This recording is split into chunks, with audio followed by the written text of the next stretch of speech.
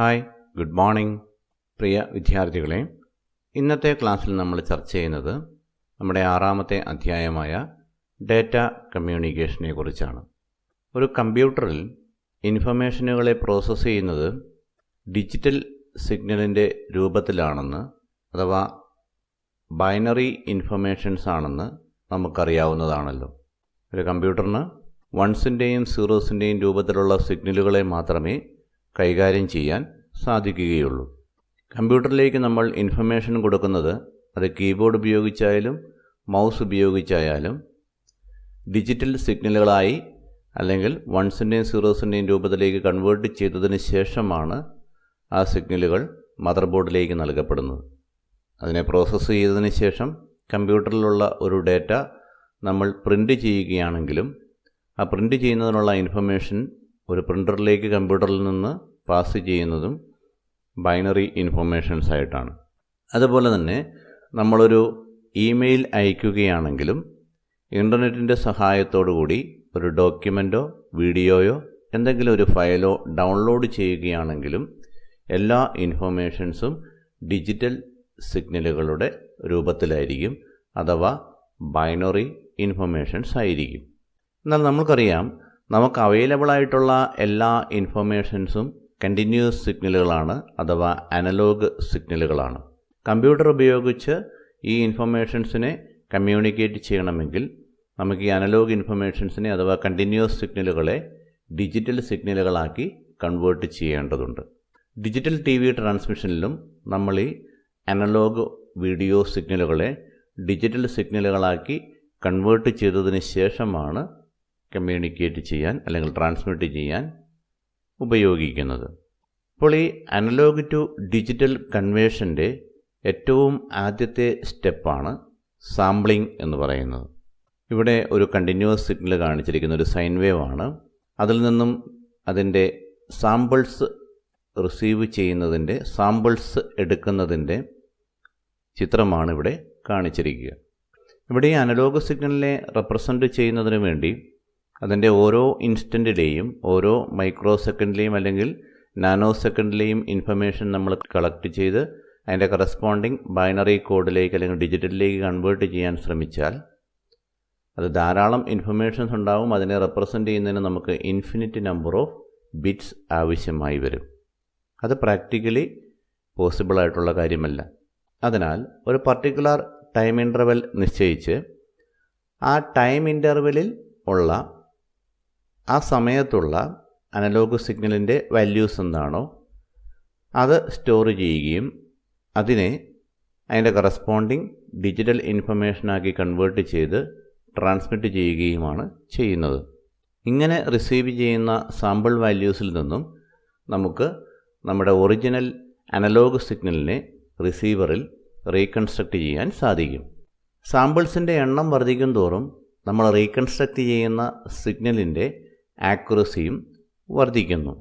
അതായത് നമ്മുടെ ഇൻഫർമേഷനെ നമുക്ക് വളരെ ആക്യുറേറ്റായി ഡിസ്റ്റോർഷൻസ് ഇല്ലാതെ റീകൺസ്ട്രക്റ്റ് ചെയ്യാൻ സാധിക്കും. സാമ്പിൾസിൻ്റെ എണ്ണം കുറവാണെങ്കിൽ ചെറിയ ഡിസ്റ്റോർഷനോടുകൂടിയായിരിക്കും നമ്മൾ സിഗ്നലിനെ റീകൺസ്ട്രക്റ്റ് ചെയ്യുന്നത്. ഇനി ഇങ്ങനെ സാമ്പിൾസായിട്ട് സെൻഡ് ചെയ്യുന്ന ഒരു സിഗ്നലിനെ റിസീവറിൽ മിനിമം ഡിസ്റ്റോർഷനോടുകൂടി റീകൺസ്ട്രക്റ്റ് ചെയ്യുന്നതിന് അതിൻ്റെ സാമ്പിളിംഗ് റേറ്റ് എന്തായിരിക്കണമെന്ന് പറയുന്നതാണ് sampling theorem. Sampling theorem States that if the sampling rate fs exceeds twice the maximum frequency contained in the message fm, then the signal can be reconstructed at the receiver with minimal distortion.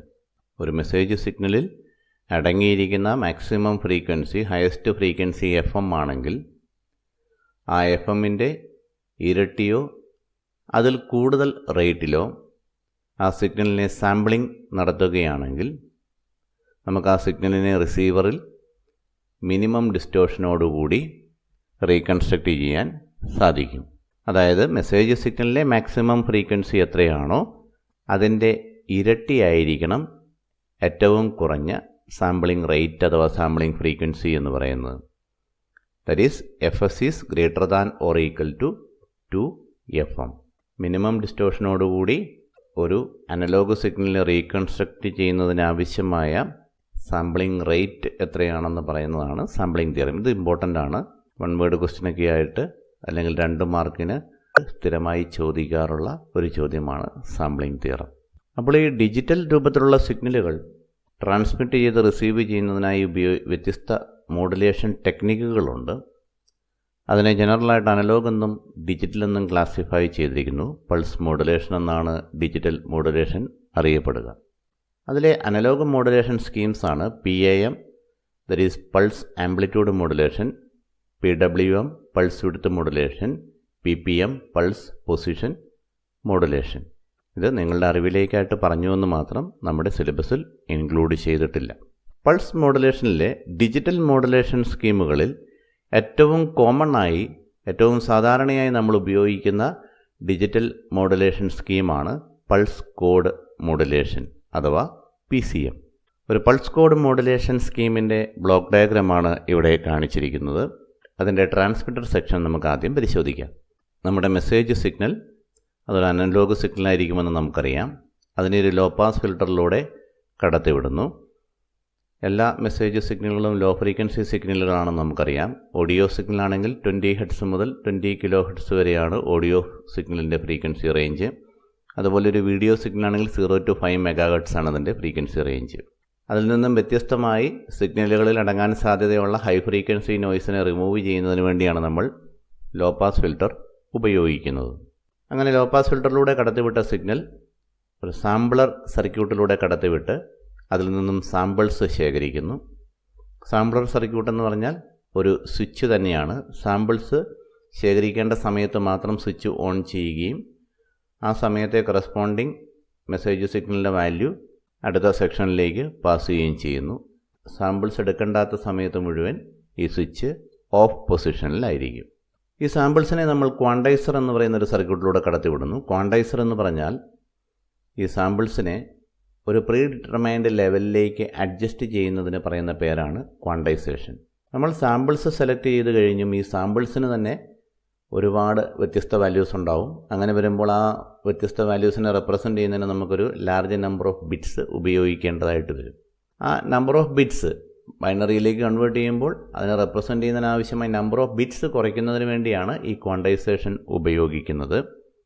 ഉദാഹരണമായി പറഞ്ഞാൽ ഒരു 5 volt ആംപ്ലിറ്റ്യൂഡുള്ള signal ആണെങ്കിൽ 0യ്ക്കും 1 വോൾട്ടിനും ഇടയിൽ വരുന്ന sample വാല്യൂസിനെ നമ്മൾ 0.5 വോൾട്ടിലേക്ക് correct ചെയ്യുന്നു. അതായത് 0.75 volt ആണെങ്കിലും 0.4 വോൾട്ട് ആണെങ്കിലും അതെല്ലാം 0.5 വോൾട്ടിലേക്ക് കറക്റ്റ് ചെയ്യുമ്പോൾ നമുക്കവിടെ സാമ്പിൾ വാല്യൂസിൻ്റെ എണ്ണം വ്യത്യസ്തത നമുക്ക് കുറയ്ക്കാൻ സാധിക്കും. അതുപോലെ 1 to 2 വോൾട്ടിനിടയിൽ വരുന്ന സിഗ്നലുകളെ 1.5 വോൾട്ടിലേക്ക് കറക്റ്റ് ചെയ്യുന്നു. 2 to 3 വോൾട്ടിനിടയിൽ വരുന്ന എല്ലാ സാമ്പിൾസിനെയും 2.5 വോൾട്ടിലേക്ക് കറക്റ്റ് ചെയ്യുന്നു. ഈ രീതിയിൽ ഒരു പ്രീ ഡിറ്റർമൈൻഡ് ലെവലിലേക്ക് സാമ്പിൾ വാല്യൂസ് കറക്റ്റ് ചെയ്യുന്ന അഡ്ജസ്റ്റ് ചെയ്യുന്ന പ്രോസസ്സിന് പറയുന്ന പേരാണ് ക്വാണ്ടൈസേഷൻ. അങ്ങനെ ക്വാണ്ടൈസേഷൻ ചെയ്ത സിഗ്നലുകളെ സാമ്പിളുകളെ എൻകോഡർ സർക്യൂട്ടിൻ്റെ സഹായത്തോടുകൂടി ബൈനറി കോഡായിട്ട് കൺവേർട്ട് ചെയ്ത് നമ്മൾ ട്രാൻസ്മിറ്റ് ചെയ്യുന്നു. അത് ചാനലിലൂടെ സഞ്ചരിച്ച് നമ്മുടെ റിസീവർ സെക്ഷനിലേക്ക് എത്തിച്ചേരുന്നു. റിസീവർ സെക്ഷനിൽ ഫസ്റ്റ് യൂണിറ്റ് റീജനറേഷൻ സർക്യൂട്ടാണ്. ലോങ് ഡിസ്റ്റൻസ് ട്രാവൽ ചെയ്ത് വരുന്ന സിഗ്നൽ ചാനലിലൂടെ സഞ്ചരിച്ച് വരുന്ന സിഗ്നലിന് ആംപ്ലിറ്റ്യൂഡ് അറ്റന്വേഷനൊക്കെ ഉണ്ടാകാൻ സാധ്യതയുണ്ട്. അപ്പോൾ അതുകൊണ്ട് അതിൻ്റെ ആംപ്ലിറ്റ്യൂഡ് കറക്റ്റ് ചെയ്യുന്നതിന് വേണ്ടി ഉള്ള ആംപ്ലിഫയർ സർക്യൂട്ടുകളായിരിക്കും റീജനറേഷൻ സർക്യൂട്ടിലുണ്ടാവുക. അങ്ങനെ കറക്റ്റ് ചെയ്ത നമ്മുടെ മെസ്സേജ് സിഗ്നലിനെ ഡീകോഡറിൻ്റെ സഹായത്തോടു കൂടി ആ കോഡഡ് രൂപത്തിൽ നിന്നും സാമ്പിൾസായിട്ട് മാറ്റുന്നു. സാമ്പിൾസിൻ്റെ രൂപത്തിലുള്ള സിഗ്നലിൽ നിന്നും റീകൺസ്ട്രക്ഷൻ ഫിൽട്ടർ എന്ന സർക്യൂട്ടിൻ്റെ സഹായത്തോടു കൂടി ഒറിജിനൽ സിഗ്നലിനെ നമ്മൾ റീകൺസ്ട്രക്റ്റ് ചെയ്യുന്നു. ആ ഒറിജിനൽ സിഗ്നലിനെ നമ്മുടെ ഡെസ്റ്റിനേഷനിലേക്ക് പാസ് ചെയ്യുന്നു. അപ്പോൾ ഇതാണ് ഒരു പൾസ് കോഡ് മോഡുലേഷൻ സ്കീമിൻ്റെ ബ്ലോക്ക് ഡയഗ്രാം. ഈ ബ്ലോക്ക് ഡയഗ്രാം വരയ്ക്കാനും അതിലെ ബ്ലോക്കുകൾ എന്തൊക്കെയാണെന്ന് 1-2 സെൻറ്റൻസിൽ പറയുന്നതിനും നമ്മൾ അറിഞ്ഞിരിക്കേണ്ടതാണ്.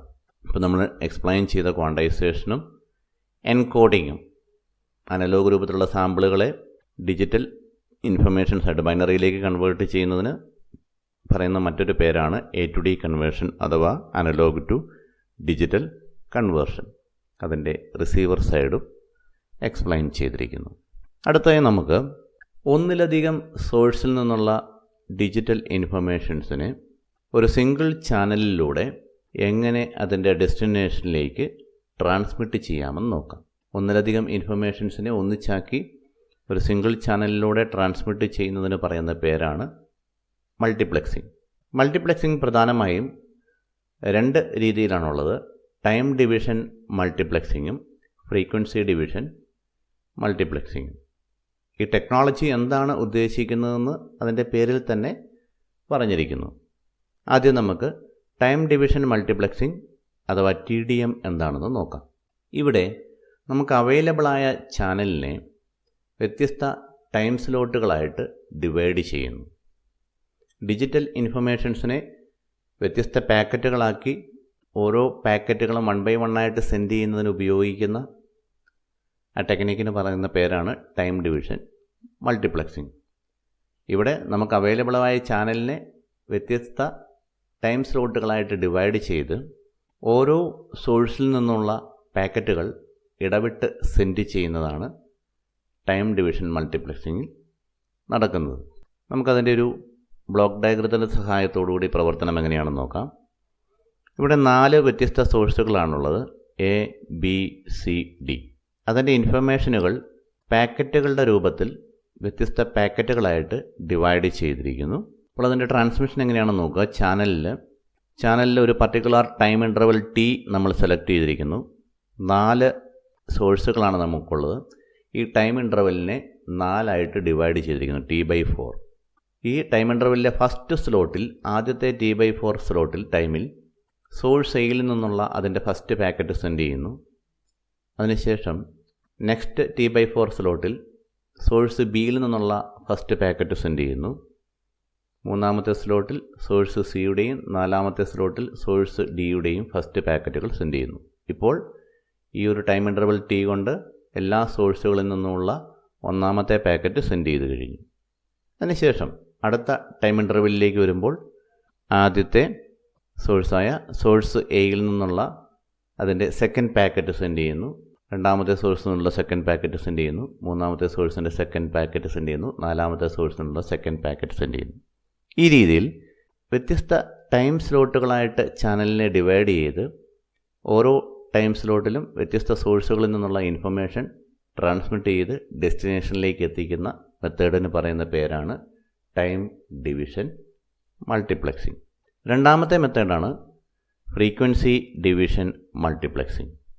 ഇവിടെ ചെയ്യുന്നത് നമുക്ക് അവൈലബിളായ ചാനലിനെ വ്യത്യസ്ത ഫ്രീക്വൻസികളായിട്ട് ഡിവൈഡ് ചെയ്ത് ഓരോ ഫ്രീക്വൻസിയും ഓരോ സോഴ്സിന് അലോട്ട് ചെയ്യുകയാണ് ചെയ്യുന്നത്. അപ്പോൾ ഇവിടെ ഓരോ ഇൻപുട്ട് സോഴ്സിനും ഓരോ വ്യത്യസ്ത ഫ്രീക്വൻസി ഡെഡിക്കേറ്റഡ് ആയിട്ട് അതിന് മാത്രമായിട്ട് നൽകപ്പെടുന്നു. അതുകൊണ്ട് തന്നെ ഇവിടെ ഒരു സോഴ്സിൽ നിന്നുള്ള ഒരു ഇൻഫർമേഷൻ, ഒരു പാക്കറ്റ് സെൻഡ് ചെയ്തിട്ട് അടുത്ത പാക്കറ്റ് സെൻഡ് ചെയ്യാൻ നമ്മൾ മറ്റു സോഴ്സുകളെ വെയിറ്റ് ചെയ്യേണ്ടതില്ല. നമുക്ക് കണ്ടിന്യൂസ് ആയിട്ട് ഡാറ്റ ട്രാൻസ്മിറ്റ് ചെയ്യാൻ സാധിക്കും. ഉദാഹരണത്തിന് ഈ ബ്ലോക്ക് ഡയഗ്രം നമുക്ക് നോക്കാം. 1-ാമത്തെ സോഴ്സിന് അലോട്ട് ചെയ്തിരിക്കുന്ന ഫ്രീക്വൻസിയിലേക്ക് ആ സോഴ്സിൽ നിന്നുള്ള സിഗ്നലിനെ മോഡുലേറ്റ് ചെയ്ത് ബാൻഡ് പാസ് ഫിൽറ്റർ വഴി കടത്തിവിട്ട് നമ്മളൊരു മൾട്ടിപ്ലെക്സറിലേക്ക് കൊടുക്കുന്നു, അല്ലെങ്കിൽ ഒരു സമ്മിങ് ഡിവൈസിലേക്ക്, സർക്യൂട്ടിലേക്ക് കൊടുക്കുന്നു. അങ്ങനെ ഓരോ സോഴ്സിൽ നിന്നുമുള്ള ഇൻഫർമേഷനുകൾ അതിന് അലോട്ട് ചെയ്തിരിക്കുന്ന ഫ്രീക്വൻസിയിൽ മോഡുലേറ്റ് ചെയ്ത് കാരിയർ സിഗ്നലിലേക്ക് മോഡുലേറ്റ് ചെയ്ത് ഈ സമ്മിങ് ഡിവൈസിലേക്ക് കൊടുക്കുകയും ആ ഇൻഫർമേഷനെല്ലാം മിക്സ് ചെയ്ത് ചാനൽ വഴി ട്രാൻസ്മിറ്റ് ചെയ്യുകയും ചെയ്യും.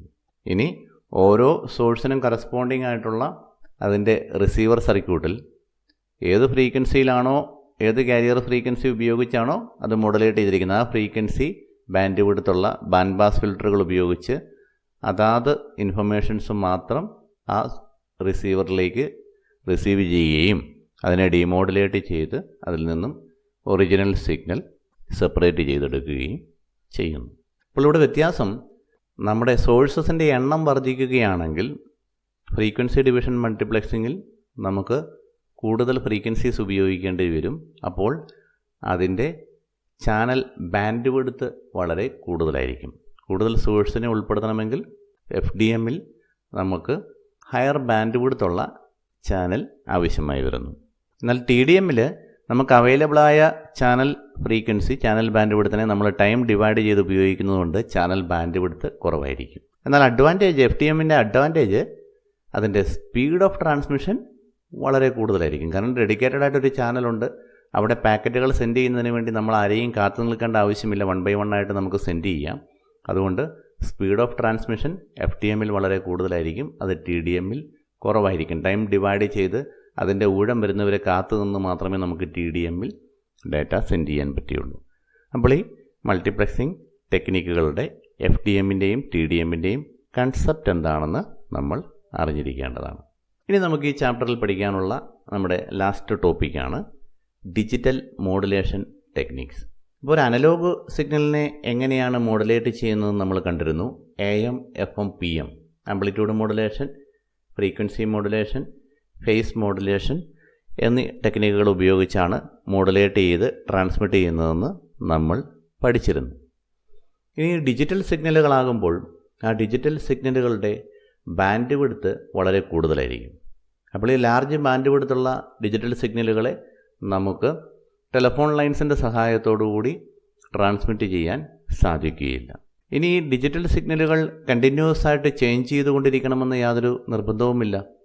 ഇപ്പോൾ 0 0 0 0 എന്ന് കണ്ടിന്യൂസ് ആയിട്ടും 1 1 1 1 എന്ന് കണ്ടിന്യൂസ് ആയിട്ടും ബൈനറി ഡാറ്റ സംഭവിക്കാം. അങ്ങനെ വരുമ്പോൾ ഇതിന് കണ്ടിന്യൂസ് ആയിട്ട് ചേഞ്ച് ഉണ്ടാകാത്തതുകൊണ്ട് അതിൻ്റെ ഫ്രീക്വൻസി നമ്മൾ കൺസിഡർ ചെയ്യുമ്പോൾ അതൊരു ലോ ഫ്രീക്വൻസി സിഗ്നലായിട്ട് ചില ഘട്ടങ്ങളിൽ ചില ഇൻഫർമേഷനുകളെ നമുക്ക് കൺസിഡർ ചെയ്യേണ്ടതായിട്ട് വരും. അപ്പോൾ അത്തരത്തിലുള്ള സിഗ്നലുകളെ നമുക്ക് ഡയറക്റ്റായിട്ട് ട്രാൻസ്മിറ്റ് ചെയ്യാൻ സാധിക്കുകയില്ല. അപ്പോൾ ഈ ഡിജിറ്റൽ സിഗ്നലുകൾക്കും കമ്മ്യൂണിക്കേറ്റ് ചെയ്യുന്നതിന് വേണ്ടി നമുക്ക് മോഡുലേഷൻ ടെക്നിക്കുകൾ ഉപയോഗിക്കേണ്ടി വരും. അതിന് നമ്മൾ ചെയ്യുന്നത് ഒരു അനലോഗ് കാരിയർ സിഗ്നൽ ഉപയോഗിച്ച് അതിലേക്ക് ഈ ഡിജിറ്റൽ ഇൻഫർമേഷനുകളെ ആഡ് ചെയ്ത് മോഡുലേറ്റ് ചെയ്താണ് അതിനെ ട്രാൻസ്മിറ്റ് ചെയ്യുന്നത്. അത്തരത്തിൽ ഈ ഡിജിറ്റൽ സിഗ്നലുകളെ അനലോഗ് കാരിയർ സിഗ്നൽ ഉപയോഗിച്ച് മോഡുലേറ്റ് ചെയ്യുന്നത് 3 രീതിയിലാണുള്ളത്. ASK amplitude shift keying, FSK frequency shift keying and PSK face shift keying. അപ്പോൾ ഈ മോഡുലേഷൻ ടെക്നിക്കുകൾ എന്തൊക്കെയാണെന്ന് നമുക്ക് നോക്കാം. ആദ്യത്തേത് ആംപ്ലിറ്റ്യൂഡ് ഷിഫ്റ്റ് കീയിങ് അഥവാ ASK. ASKയിൽ നമ്മൾ അനലോഗ് മോഡുലേഷനായ AMൽ ചെയ്യുന്നത് പോലെ, ആംപ്ലിറ്റ്യൂഡ് മോഡുലേഷനിൽ ചെയ്യുന്നത് പോലെ നമ്മുടെ ബൈനറി ഇൻഫർമേഷൻ അനുസൃതമായി കാരിയർ സിഗ്നലിൻ്റെ ആംപ്ലിറ്റ്യൂഡാണ് നമ്മൾ ചേഞ്ച് ചെയ്യുന്നത്. അപ്പോൾ ഇവിടെ ബൈനറി ഇൻഫർമേഷൻ ആയതുകൊണ്ട് ആകെ 2 ഇൻഫർമേഷൻസേ ഉള്ളെന്ന് നമുക്കറിയാം. അതായത് ബിറ്റ് 1ഉം ബിറ്റ് 0യും 1ഉം 0യും മാത്രം നമുക്ക് റെപ്രസെൻറ്റ് ചെയ്താൽ മതിയാവും. ബിറ്റ് 1 ഒരു പർട്ടിക്കുലർ ആംപ്ലിറ്റ്യൂഡുള്ള കാരിയർ സിഗ്നൽ ഉപയോഗിച്ച് നമ്മൾ റെപ്രസെൻറ്റ് ചെയ്യുമ്പോൾ ബിറ്റ് 0നെ അതിൽ നിന്നും വ്യത്യസ്തമായ ഒരു ആംപ്ലിറ്റ്യൂഡുള്ള ഒരു കാരിയർ സിഗ്നൽ ഉപയോഗിച്ചാണ് നമ്മൾ റെപ്രസെൻറ്റ് ചെയ്യുക. അപ്പോൾ 1നെയും 0യും റെപ്രസെൻറ്റ് ചെയ്യാൻ നമുക്ക് 2 വ്യത്യസ്ത ആംപ്ലിറ്റ്യൂഡുകൾ മതിയാവും. ഈ ചിത്രത്തിൽ നോക്കുക, നമ്മുടെ ബൈനറി മെസ്സേജ് ഇൻഫർമേഷനാണ് ഇവിടെ കാണിച്ചിരിക്കുക 1s and 0s രൂപത്തിൽ. അതിനെ മോഡുലേറ്റ് ചെയ്യുന്നതിനായി ഉപയോഗിക്കുന്ന കാരിയർ സിഗ്നൽ, അനലോഗ് കാരിയർ സിഗ്നലാണ് ഇവിടെ റെപ്രസെൻറ്റ് ചെയ്തിരിക്കുന്നത്, രണ്ടാമത്തെ സിഗ്നൽ. അതിനെ മോഡുലേറ്റ് ചെയ്തതിന് ശേഷമുള്ള മോഡുലേറ്റഡ് സിഗ്നൽ അഥവാ ASK സിഗ്നലാണ് നമുക്കിവിടെ കാണിച്ചിരിക്കുക. ഇവിടെ ബിറ്റ് 1നെ റെപ്രസെൻറ്റ് ചെയ്യാൻ ആ കാരിയർ സിഗ്നലിനെ നമ്മൾ അതുപോലെ തന്നെ പൂർണ്ണമായിട്ടുള്ള ആംപ്ലിറ്റ്യൂഡിൽ ഉപയോഗിച്ചിരിക്കുന്നു. ബിറ്റ് 0നെ റെപ്രസെൻറ്റ് ചെയ്യുന്നത് 0 വോൾട്ടേജ് കൊണ്ടാണ്. അവിടെ കാരിയർ സിഗ്നൽ പ്രസൻ്റ് അല്ല. അപ്പോൾ റിസീവർ സൈഡിൽ നമ്മുടെ കാരിയർ സിഗ്നൽ പ്രസൻ്റ് ആണെങ്കിൽ അത് ബിറ്റ് 1നെ റെപ്രസെൻറ്റ് ചെയ്യുന്നുവെന്നും കാരിയർ സിഗ്നൽ അവൈലബിൾ അല്ല എങ്കിൽ അത് ബിറ്റ് 0നെയാണ് റെപ്രസെൻറ്റ് ചെയ്യുന്നതെന്നും നമുക്ക് ഐഡൻറ്റിഫൈ ചെയ്യാൻ സാധിക്കുന്നു. ഇത്തരത്തിലുള്ള മോഡുലേഷൻ പറയുന്ന പേരാണ് ആംപ്ലിറ്റ്യൂഡ് ഷിഫ്റ്റ് കീയിങ് അഥവാ ASK. അടുത്തത് ഫ്രീക്വൻസി ഷിഫ്റ്റ് കീയിങ് ആണ്.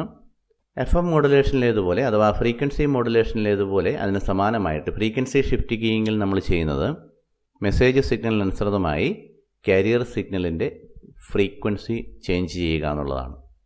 അപ്പോൾ ഇവിടെ നമുക്ക് ബൈനറിയിൽ നമ്മൾ പറഞ്ഞു ഡിജിറ്റൽ ഡാറ്റ എന്ന് പറഞ്ഞാൽ 2 സ്റ്റേജസേ ഉള്ളൂ. അതായത് ബിറ്റ് 1ഉം ബിറ്റ് 0യും. ഇപ്പോൾ ബിറ്റ് 1നെ നമ്മൾ ഒരു പർട്ടിക്കുലർ ഫ്രീക്വൻസി ഉപയോഗിച്ച് റെപ്രസെൻറ്റ് ചെയ്യുന്നു, ബിറ്റ് 0നെ മറ്റൊരു ഫ്രീക്വൻസി ഉപയോഗിച്ച് റെപ്രസെൻറ്റ് ചെയ്യുന്നു. ഡയഗ്രാം നോക്കുക. നമ്മുടെ ബൈനറി ഇൻഫർമേഷൻ 1സിൻ്റെയും 0സിൻ്റെയും രൂപത്തിലുള്ള മെസ്സേജാണ് ഇവിടെ കാണിച്ചിരിക്കുക. രണ്ടാമത്തൊരു ഹൈ ഫ്രീക്വൻസി കാരിയർ വേവ് ആണ്. ബിറ്റ് 1നെ റെപ്രസെൻറ്റ് ചെയ്യുന്നതിന് വേണ്ടി നമ്മൾ ഉപയോഗിക്കുന്നു. അതിൽ നിന്നും അല്പം ഫ്രീക്വൻസി കുറഞ്ഞ കാരിയർ സിഗ്നലാണ് ഇവിടെ കാണിച്ചിരിക്കുന്നത് മൂന്നാമത്തെ ചിത്രത്തിൽ. അത് ബിറ്റ് 0നെ റെപ്രസെൻ്റ് ചെയ്യുന്നതിന് വേണ്ടിയാണ് നമ്മൾ ഉപയോഗിക്കുന്നത്. അപ്പോൾ ഇവിടെ നോക്കുക, ബിറ്റ് 1ന് കറസ്പോണ്ടിങ് ആയിട്ട് മോഡുലേറ്റഡ് സിഗ്നലിലുണ്ടാവുക ഈ ഹൈ ഫ്രീക്വൻസി സിഗ്നലായിരിക്കും. ബിറ്റ് 0യ്ക്ക് കറസ്പോണ്ടിങ് ആയിട്ട് ഇവിടെയുള്ളത് ഈ ലോ ഫ്രീക്വൻസി എന്ന് പറയുമ്പോൾ ഫ്രീക്വൻസി കുറവാണെന്നല്ല, ഈ ഹൈ ഫ്രീക്വൻസിയിൽ നിന്നും ഫ്രീക്വൻസി അല്പം കുറവാണെന്നേ അർത്ഥമാക്കുന്നുള്ളൂ. അപ്പോൾ ഈ രണ്ട് കാരിയർ ഫ്രീക്വൻസി സിഗ്നലുകളിൽ 1നെ റെപ്രസെൻ്റ് ചെയ്യാൻ അതിലെ ഹയർ ഫ്രീക്വൻസിയും 0യെ റെപ്രസെൻ്റ് ചെയ്യാൻ സെലക്ട് ചെയ്ത കാരിയർ സിഗ്നലുകളിലെ ലോ ഫ്രീക്വൻസി നമ്മൾ ഉപയോഗിക്കുന്നു. അപ്പോൾ റിസീവർ സൈഡിൽ ഈ ഫ്രീക്വൻസി നമുക്ക് ഐഡൻറ്റിഫൈ ചെയ്യാൻ സാധിച്ചാൽ നമ്മൾ റിസീവ് ചെയ്യുന്ന സിഗ്നൽ 1 ആണോ 0 ആണെന്ന് നമുക്ക് എളുപ്പത്തിൽ മനസ്സിലാക്കുന്നതിന് സാധിക്കും. അതാണ് ഫ്രീക്വൻസി ഷിഫ്റ്റ് കീയിങ്. ഇനി മൂന്നാമത്തെ ടെക്നിക്ക് ഫേസ് ഷിഫ്റ്റ് കീയിങ്.